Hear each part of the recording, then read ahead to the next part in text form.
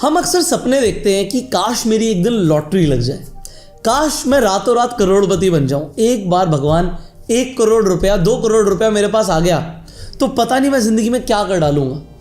अच्छा, आपने कभी सोचा कि अगर किसी इंसान के पास इतना मोटा पैसा 1 करोड़ 2 करोड़ अगर आ जाए, वो भी बिना किसी फाइनेंशियल प्लानिंग के, तो उसका अंजाम क्या होगा? आप कहोगे अंजाम क्या होगा, मौज ही होगी ना। वेल, ऐसा सच नहीं है। जेवर इंटरनेशनल एयरपोर्ट, आपको पता है जेवर में बनना शुरू हुआ जब से गवर्नमेंट ने बोला कि भाई जेवर में एयरपोर्ट बनेगा, तो गवर्नमेंट को ही 12,000 एकड़ लैंड एक्वायर करनी थी। अब 12,000 एकड़ लैंड कौन बेचेगा? किसान बेचेंगे। अब जिन किसानों की लैंड कोई पहले खरीदने के लिए ग्राहक नहीं था, गवर्नमेंट खुद ग्राहक बन के आ गई। तो फार्मर्स को, किसानों को 1 बीघा ज़मीन के 20 लाख से लेकर 40 लाख रुपए तक का मुआवजा मिला। अब लोगों के पास 1 बीघा थोड़ी था, किसी के पास 10, किसी के पास 100, किसी के पास 1000 बीघा लैंड थी। तो सोचिए कितना पैसा लोगों को मिला।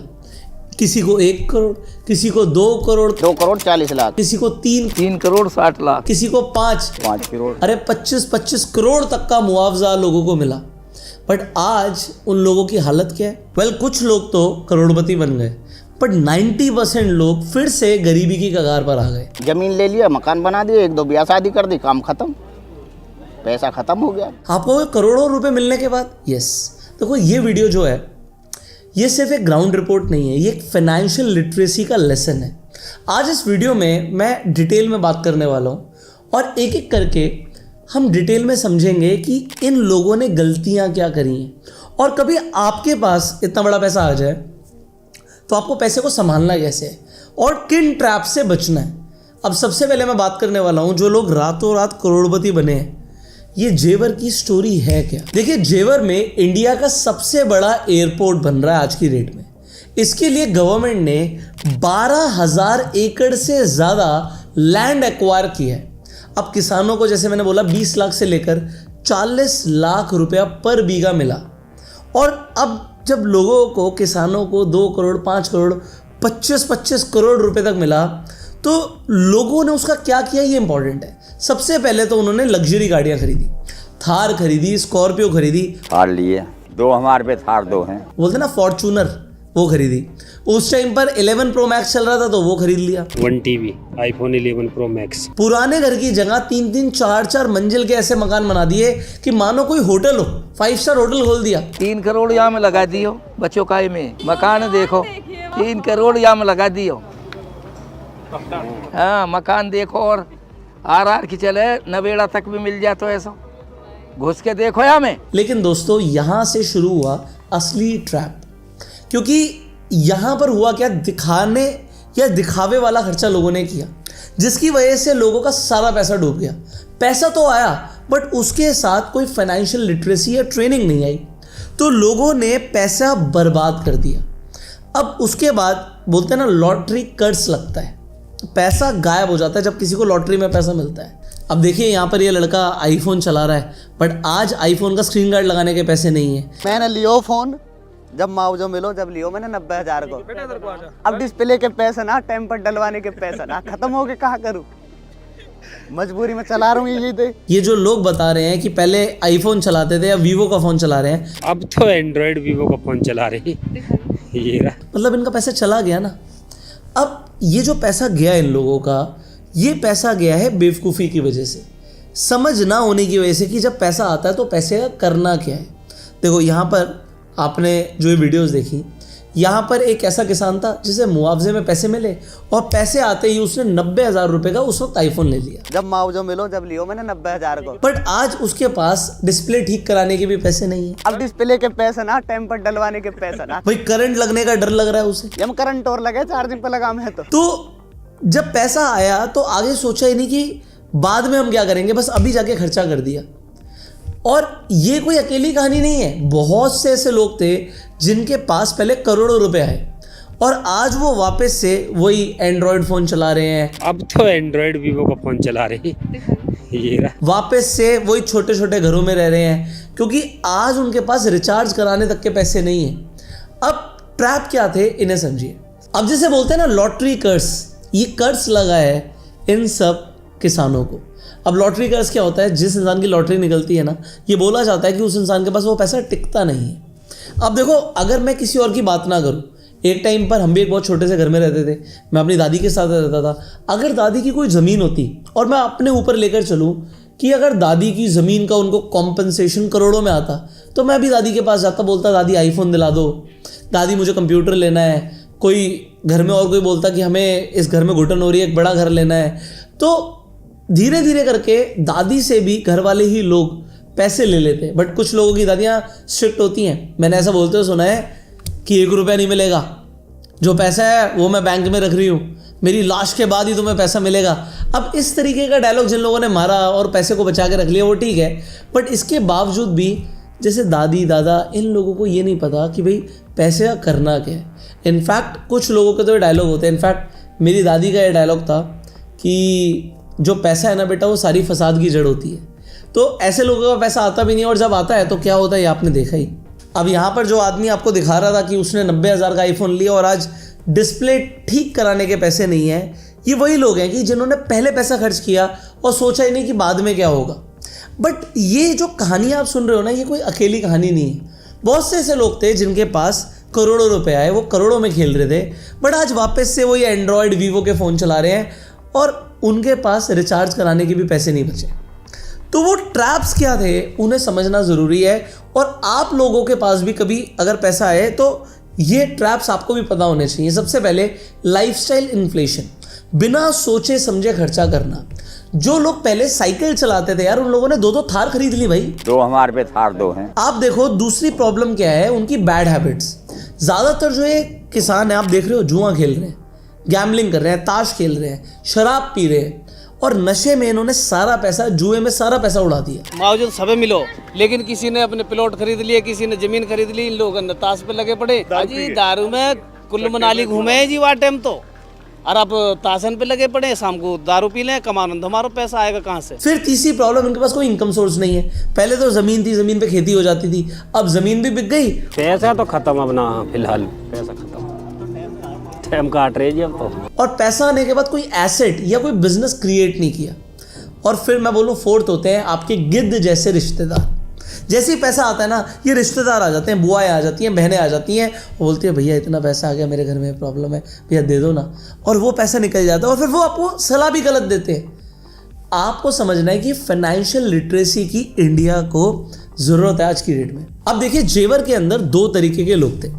मैं इसे 90-10 के रेशियो में डालता हूँ। 10% वो लोग जो समझदार थे, जिन्होंने पैसे को इन्वेस्ट किया, उस पैसे के आते ही एक नई ज़मीन खरीदी, घर बनाया, दुकानें बनाई, उन्हें किराए पर दिया, ये थे समझदार लोग। 90% लोगों ने पैसा दिखावे में लगा दिया, अपने घर ज़रूर बना लिए, बट घर बनाने के बाद क्या हुआ, वो घर कमा के थोड़ी दे रहा है, खेत कमा के दे रहा था। आज उन्होंने घर बना लिया होटल जैसे, बट एसी लगवा दिए सारे कमरों में।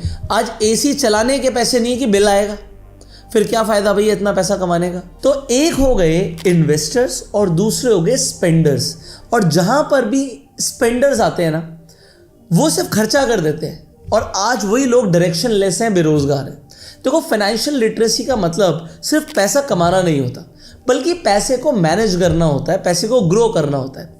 अगर इन किसानों को फाइनेंशियल काउंसलिंग मिलती तो शायद ये लोग बेरोजगार होके पार्कों में ताश नहीं खेल रहे होते, जो आज आप ये वीडियोस देख रहे हैं। अब मैं आपको समझाता हूँ गवर्नमेंट और सिस्टम का ट्रैप। ये आपको कोई नहीं बताएगा। देखो, हमारे सिस्टम की भी ना जो बारीकियां हैं वो लोगों को समझनी पड़ेंगी। जेवर में एक बड़ा इशू ये था कि गवर्नमेंट ने विलेजेस को रूरल से अर्बन नोटिफाई कर दिया। अब एक रात पहले गांव था, अब अर्बन हो गया। बट पता है उससे क्या हुआ, रिजल्ट क्या हुआ?